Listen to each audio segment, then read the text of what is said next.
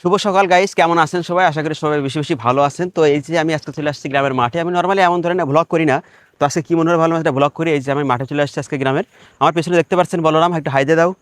তো আমি আর বলরাম আজকে আসছি মাঠে কিছু কন্টেন্টের জন্য আর কিছু কাজের জন্য। তো দেখেন আমার পিছনে, এটা হচ্ছে সেই সবুজ শ্যামল ধান ক্ষেত, যেটা আমাদের যশোরের কৃষকের গর্ব। শুধু যশোর না, সারা বাংলাদেশের কৃষকেরই গর্ব। সবুজ শ্যামল ধান হয়েছে, তো ধান প্রায় পাকার মতন হয়ে গেছে, আর কিছুদিন পরেই কাটা হবে। আর এই পাশে হচ্ছে হলুদ, ঠিক আছে। এক পাশে হলুদ, এক পাশে ধান, যেটা বাঁচিয়ে রেখেছে আমাদের এলাকার কৃষকের মান। একই এলাকাতে বিভিন্ন রকমের চাষ, আর এই এলাকাতেই আমাদের বসবাস। কি দারুণ না ছন্দটা? এই যে গাইস, আমার পেছনে যে রাস্তাটা দেখতে পাচ্ছেন, চমৎকার একটা রাস্তা। জাস্ট মানে অসাধারণ একটা ভিউ। আপনারা জাস্ট ভিউটা দেখেন। ভিউটা দেখলে মানে মাথা খারাপ হওয়ার মতো ভিউ। হ্যাঁ, এই দেখেন আকাশের যে অবস্থা, দারুণ চমৎকার। আর এটা হচ্ছে দুই পাশে ক্ষেত, এক পাশে ধান, মানে দুই পাশেই ধান, মাঝখানে এই যে এত সুন্দর একটা রাস্তা। আর এই এমন রাস্তা দিয়ে হেঁটে যাওয়ার আসলে মজাটা অন্যরকম। এখানে কিন্তু কোনো গাড়ি ঘোড়া চলে না, ইজি বাইক, ভ্যান, হ্যাঁ, রিক্সা, মোটরসাইকেল মোটরসাইকেল চালানো যায়, তবে এখানে হেঁটে গেলে সব থেকে বেশি মজা। ঠিক আছে, ছোটোকাল থেকে এই রাস্তার উপর দিয়ে চলাফেরা করতেছি, তবে সুন্দর লাগে এখানকার যে রাস্তা, প্রকৃতি সুন্দর লাগে। তবে হ্যাঁ, মাঝে মাঝে আসতে কিন্তু সুন্দর লাগে। তো বলে যে রেগুলার যদি আসা হয় ভাই, খালি মনে হয় যে কবে যে এই জেলখানা থেকে মুক্তি পাবো। ঠিক আছে, এটাই। তো এই যে মোটর থেকে জল আসতেছে, হ্যাঁ, জমিতে সেচ চলতেছে ধানের জমিতে। তো যাই হোক, সব মিলে আমাদের এলাকার মাঠটা বেশ স্বাদ থেকে পরিপূর্ণ, কারণ এখানে সব রকম চাষই হয়। দেখেন, এটা হচ্ছে ধান, এটা হচ্ছে মাঠের রাস্তা, এটা খেজুর গাছ, নিচে আবার ধান। আর একটু দূরে গেলে সবজি চাষ আছে, কচুলতি চাষ আছে, মানে বিভিন্ন রকমের চাষবাস একই মাঠে, মানে সব রকম। ঠিক আছে।